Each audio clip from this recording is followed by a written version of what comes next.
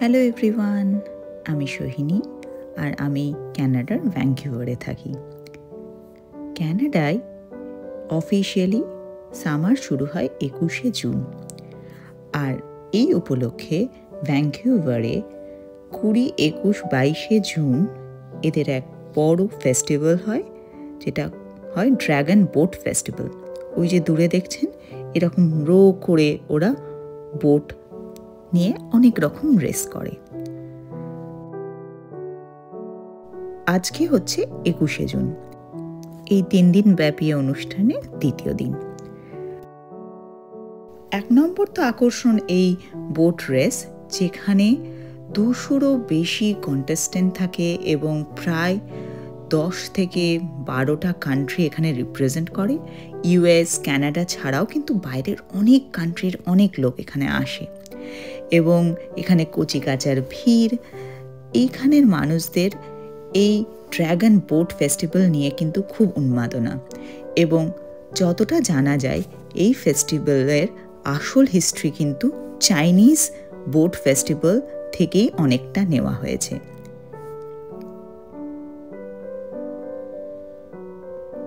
এইটা হচ্ছে finishing line, এবং একটা রেস হয়ে গেছে, তাই বোটগুলো সব ফেরত যাচ্ছে। আর আমি এখানে দাঁড়িয়ে আছি, কখন একটা নতুন রেস শুরু হবে আর সেটা দেখব। এই যে বলতে বলতে শুরু হয়ে গেছে, ওই যে দূরে ব্রিজটা, ওইখান থেকে শুরু হয় রেসটা। মোটামুটি গুনে দেখলাম 9টা লেন আছে, আর প্রত্যেক এই ড্র্যাগন যে বোট, মানে এই বোটের সামনের দিকটা ড্র্যাগনের মুখ মতো করা আছে। তো এই প্রত্যেকটা বোটে 20 জন আছে যারা বোটটা চালাচ্ছে, আর সামনে এবং পিছনে একজন করে ইনস্ট্রাক্টর, মানে প্রত্যেকটা বোটে 22 জন করে মানুষ আছে, আর মোটামুটি 8 থেকে 9টা লেন আছে। আর সবচেয়ে বড় ব্যাপার হচ্ছে এখানে কিন্তু কোনো বয়স সীমা নেই। এই যে বলতে বলতে একটা রেস পুরো কমপ্লিট হয়ে গেল। এই যে সামনে একজন বসে বসে ড্রাম বাজাচ্ছে, আর ওই তালে তালেই সবাই কিন্তু রো করছে।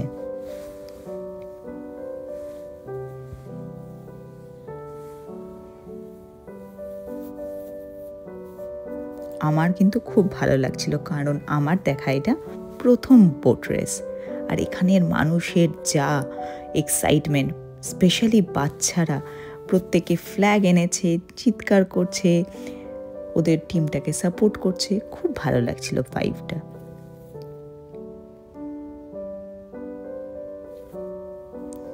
কিছুক্ষণ ওখানে থেকে এরপর সাইডের রাস্তাটা দিয়ে, এই যে এইখানটায় হচ্ছিল বোট রেসটা, এখনো হচ্ছে। তো এইদিকে একটা মানে ওইটারই রিলেটেড একটা কনকর্ড ইভেন্ট হচ্ছে, যেখানে আপনার অনেক ফুড ট্রাক এসছে, তারপরে ফ্রি গেমস অ্যাক্টিভিটিস হচ্ছে। তো ওইদিকে একবার গিয়ে দেখে নিচ্ছি। আজকে খুব মেঘলা ওয়েদার, যদিও সামার শুরু হয়ে গেল, সামারের মতো গরম ছিল না, বাট একটা ভালো জিনিস ছিল, এখানে আজকে খুব বেশি হাওয়া দিচ্ছিল না। সেই জন্য একটা মানে সামার ভাইব পুরোপুরি না থাকলেও, যেহেতু বৃষ্টিও ছিল না, হাওয়াও ছিল না, সেই জন্য ওয়েদারটা বেশ ভালো লাগছিল।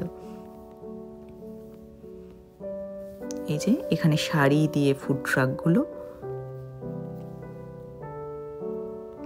বেশিরভাগই আপনাদের ওই মেক্সিকান ফুড বা ফ্রাইড স্টাফ এইসবই পাওয়া যাচ্ছিল, এবং অনেক দোকান ছিল যেখানে আপনার কিছু কিছু হ্যান্ডিক্রাফটস জিনিস এবং লোকাল আইটেমস বিক্রি হচ্ছিল।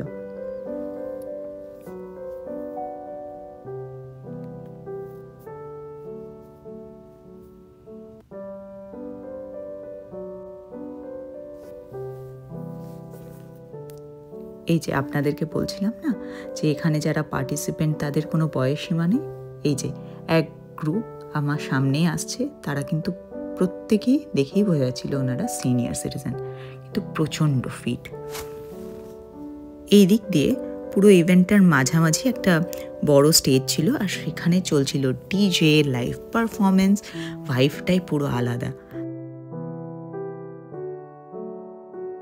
এবং অনেক বড় বড় দোকান, অনেক ইভেন্ট করছিল। অনেকক্ষণ ঘুরে এসে একটু নদীর ধারে বসলাম, আর সেই সময় কিন্তু রেস বন্ধ হয়ে গেছিল। তো এই ইভেন্টটা হয়, মানে বোট রেসটা হয় সকাল 8টা থেকে বিকাল 6টা অবধি, কিন্তু পুরো ইভেন্টটা রাত 8টা পর্যন্ত খোলা থাকে।